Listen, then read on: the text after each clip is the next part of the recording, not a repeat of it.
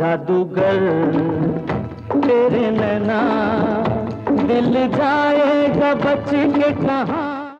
महान कलाकार संजीव कुमार को अगर बॉलीवुड का सबसे वर्सेटाइल एक्टर कहा जाए तो कोई अतिशयोक्ति नहीं होगी। ठाकुर न झुक सकता है न टूट सकता है, ठाकुर सिर्फ मर सकता है काशीराम। उनकी छोटी सी जिंदगी में उन्होंने जितने रोमांटिक चरित्रों को जीवंत किया है उतना अब तक शायद ही किसी कलाकार ने किया होगा। तेरी हंसी निगाह का एहसान मंद। उनकी अदाकारी जितनी चुनौती भरी थी उतनी ही चर्चित उनकी निजी जिंदगी थी। बॉलीवुड में उनका नाम कई अभिनेत्रियों के साथ जुड़ा, हालांकि कोई भी संबंध शादी के मुकाम तक नहीं पहुंचा। रजामंद कर ली मैंने एक लड़की पसंद कर ली। लेकिन क्या आप जानते हैं कि इस अदाकार के पिता ने 1 2 नहीं 3 शादियां की थी और संजीव कुमार एक भी शादी नहीं कर पाए। खुश रहे तू सदा ये दुआ है मेरी। क्या आप मानेंगे कि संजीव कुमार ने अपनी मंगेतर से युवावस्था में ही सगाई तोड़ दी थी, लेकिन जब वो मुसीबत में आई तो इस कलाकार ने बिना किसी स्वार्थ उसकी मदद की। तेरे बिना जिंदगी से कोई शिकवा तो नहीं। और क्या आप यकीन करेंगे कि संजीव कुमार 2 बार शादी करने को तैयार हो गए थे, लेकिन हर बार उनकी मां ने ही घर छोड़ देने की धमकी देते हुए रिश्ते से इनकार कर दिया, क्योंकि ये दोनों ही मुस्लिम परिवारों से थीं। कहीं वो मिल जाए अपना भी इस साल शादी का इरादा। कौन थी वो अदाकाराएं और क्यों संजीव कुमार की मां को थी उनके मजहब से इतनी नफरत? जानेंगे और भी बहुत कुछ, बस बने रहिए हमारे साथ। दोस्तों नमस्कार, आप देख रहे हैं ड्रामा सीरीज इंडियन और मैं हूं धीरज। आज के इस वीडियो में हम चर्चा करेंगे हर दिल अजीज कलाकार संजीव कुमार उर्फ हरिहर जेठालाल जरीवाला की लव लाइफ के उन छुपे हुए पहलुओं की जिनके बारे में उनके फैंस को भी कम ही पता है।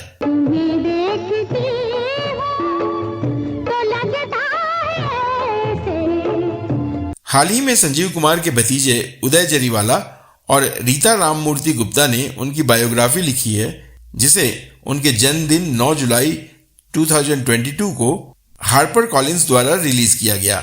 संजीव कुमार की याद में बने फाउंडेशन के भी उदय मुखिया रहे हैं। इस किताब का नाम है Sanjeev Kumar the actor we all love, और इसमें कई ऐसे नए तथ्य हैं जो अब तक लोगों की नजरों से ओझल थे। सबसे दिलचस्प तो संजीव कुमार की लव लाइफ का जिक्र है, जो बिल्कुल नए नजरिए से किया गया है।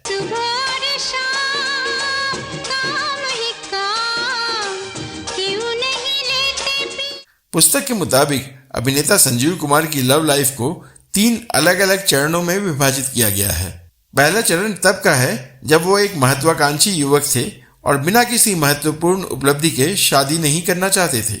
यानी उस दौर में वो प्यार मोहब्बत के पचड़ों में पड़ना ही नहीं चाहते थे। कम लोगों को मालूम होगा कि इस दौर में उनकी सगाई भी हो चुकी थी, जिसे उन्होंने महज इसलिए तोड़ दिया कि उन्हें जीवन में कुछ बनकर दिखाना था। मैं भी तो ये नहीं कहता कि आदमी को हाथ पे हाथ रखकर बैठ जाना चाहिए, नहीं, उसे कुछ करना चाहिए। इस पहली सगाई के बारे में पुस्तक में संजीव कुमार की छोटी बहन गायत्री पटेल के हवाले से विस्तृत विवरण दिया गया है। हालांकि इस सगाई के बारे में इस महान अभिनेता की जीवनी पर पहले प्रकाशित पुस्तक एन एक्टर्स एक्टर में भी जिक्र है। पिंक विला के साथ एक साक्षात्कार में पुस्तक के लेखकों हनीफ जावेरी और सुमंत बत्रा ने बताया था कि संजीव कुमार ने हंसा नाम की लड़की से 1954 में सगाई कर ली थी, लेकिन 3 साल बाद यह सगाई टूट गई क्योंकि संजीव उस वक्त शादी नहीं करना चाहते थे। जावेरी के मुताबिक सूरत में हंसा का पता लगाने में मुझे 3 साल लग गए, जिनकी 2 बार शादी हो चुकी है। वर्षों बाद जब हंसा का परिवार आर्थिक संकट से गुजर रहा था, उस समय संजीव एक सुपरस्टार थे। उन्हें इस बात का पता चला तो उन्होंने अपनी मां से कहा कि वह परिवार की मदद करना चाहते हैं। कहीं न कहीं उन्हें लगता था कि उन्होंने हंसा का दिल तोड़ा है। उनकी लव लाइफ का सबसे महत्वपूर्ण चरण ठीक इसके बाद का समय है, जब उन्होंने फिल्म इंडस्ट्री में एक स्थापित अभिनेता के रूप में पहचान हासिल कर खूबसूरत अदाकाराओं के साथ काम किया। और इस दौर में उन्हें प्रेम व विवाह के प्रति दिलचस्पी पैदा हुई थी। तेरे होठों के दो फूल प्यारे प्यारे, तेरे होठों के दो फूल। यही वह दौर था जब अन्य युवकों की तरह वो भी शादी करके घर बसाने के प्रति गंभीर हुए थे। शादी के लिए रजामंद कर ली। हाल ही में प्रकाशित जीवनी में संजीव कुमार के उस इंटरव्यू का जिक्र है जो उन्होंने स्टार एंड स्टाइल की पत्रकार बनी रूबेन को वर्ष 1973 में दिया था और यह उस साल जून के अंक में प्रकाशित हुआ था। इस इंटरव्यू में संजीव कुमार ने कहा था, 26 साल की उम्र तक मैंने कभी किसी लड़की को छुआ तक नहीं। पहली बार जब मैं गहराई से प्यार में पड़ा तो मैं उस रिश्ते के प्रति गंभीर था।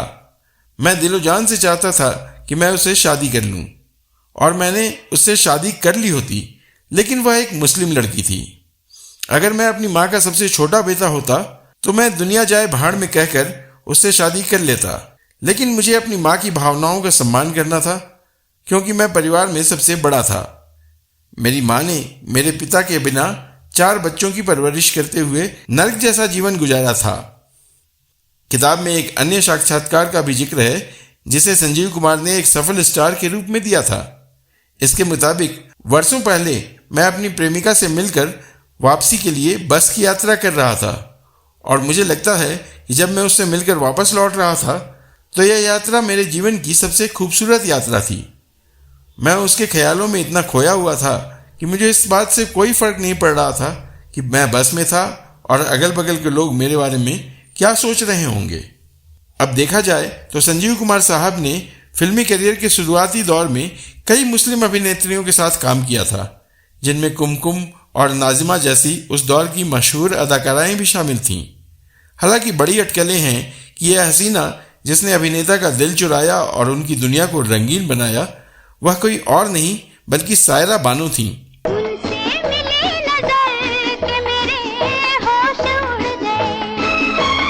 यह उस समय के आसपास की बात है जब संजीव कुमार ने जॉय मुखर्जी और सायरा बानो की वर्ष 1965 में रिलीज हुई आओ प्यार करें फिल्म में एक छोटी सी भूमिका निभाई थी।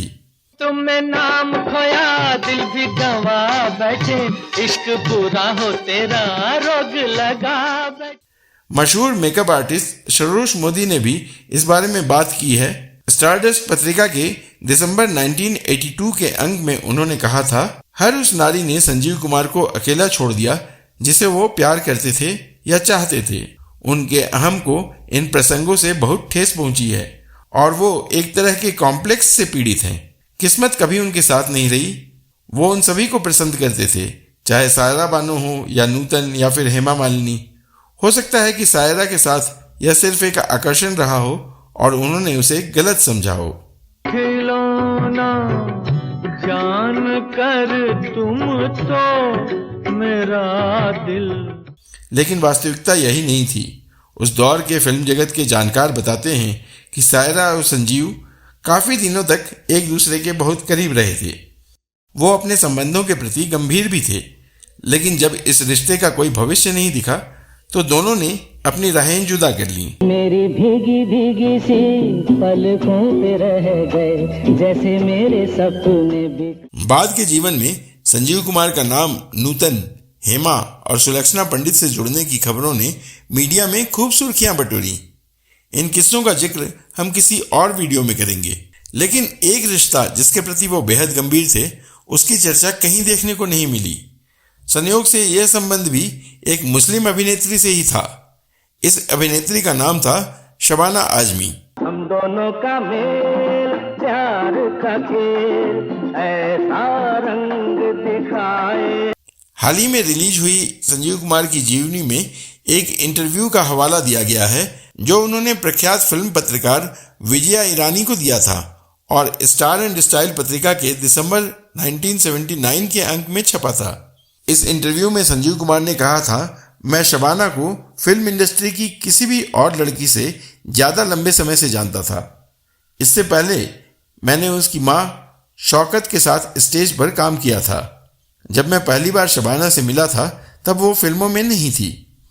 उस समय उसने मेरे लिए जो महसूस किया वह केवल बचपने का प्यार रहा होगा, लेकिन अगर मेरी माँ अड़ नहीं जाती तो यह रिश्ता मेरे साथ गठबंधन तक पहुंच सकता था। मेरी माँ दूसरे मामलों में तो सहिष्णु थी, लेकिन एक मुस्लिम बहू को स्वीकार करने के लिए कतई तैयार नहीं थी। अगर मैंने शबाना से शादी की होती तो मुझे घर से बाहर निकलना पड़ता, और मैं ऐसा कुछ कभी नहीं करता। चांद चुरा के लाया हूँ, चल बैठे चर्च के पीछे। उदय जरीवाला याद करते हुए कहते हैं, मैं बचपन में शबाना जी के घर होली पार्टियों में जाता था, जिसे वो नियमित तौर पर होस्ट करती थीं। वह हमारे घर भी नियमित तौर से आती थीं। दादा यानी संजीव कुमार जी के निधन के बाद हमने उनकी सारी स्मृतियां इकट्ठी की और डिब्बों में डाल दी थीं। वर्षों बाद जब मैं इन्हें खंगाल रहा था तो मैंने पाया कि सभी फैंस मेल के बीच दादा को शबाना आजमी का लिखा एक प्रेम पत्र भी संरक्षित था। किताब में उदय जरीवाला ने लिखा है, क्या यह बा का मुस्लिम विरोधी रवैया था जो हरी की शादी और उनकी खुशियों में बाधा बनी? अगर बा का प्यार सच्चा और बिना शर्तों का होता तो क्या यह हरी को लंबे समय तक के लिए खुशियां नहीं दे सकता था? ये कुछ ऐसे सवाल हैं जिनका उत्तर सीधा हाँ या ना में देना आसान नहीं है। सवाल यह उठता है कि बा यानी संजीव कुमार की मां के मन में मुस्लिमों के प्रति इतनी नफरत क्यों थी कि वो अपने सबसे प्यारे और सबसे लायक बेटे की खुशियों के आगे भी उसे दूर न कर सकी? ऐसा क्या था जो जावर बेन को किसी गैर मजहब की बहू को अपनाने से रोक रहा था? इसे विस्तार से जानने के लिए हमें एक नज़र जरीवाला परिवार पर भी डालना होगा। सूरत में उनका जरी का कारोबार था। उनके दादा शिवलाल जरीवाला कम उम्र में ही काल के गाल में समा गए थे। संजीव के पिता जेठालाल जरीवाला ने पहली शादी शांति नाम की महिला से की थी, जिनसे उन्हें 2 बेटियां हुई थीं।